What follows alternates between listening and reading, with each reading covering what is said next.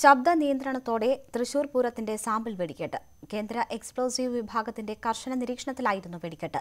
അവസാന നിമിഷം മഴയെത്തിയത് വെടിക്കെട്ട് ആസ്വദിക്കാനെത്തിയവരെ നിരാശപ്പെടുത്തി.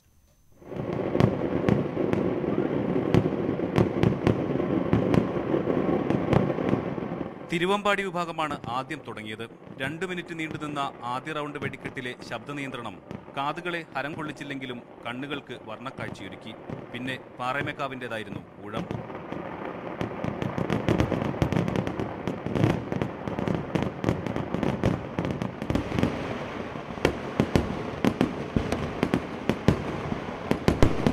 ഗുണ്ടുകളും അമിട്ടും കുഴിമിന്നലുമെല്ലാം പൂരത്തിന്റെ ആവേശക്കാഴ്ചയായി മാറിയപ്പോൾ ആവേശം കെടുത്താനായി മഴയെത്തി. കേന്ദ്ര എക്സ്പ്ലോസീവ് വിഭാഗത്തിന്റെ കർശന നിരീക്ഷണത്തിലായിരുന്നു വെടിക്കെട്ട്. ഇനി പൂരം വെടിക്കെട്ടിനുള്ള കാത്തിരിപ്പിലാണ് പൂരപ്രേമികൾ.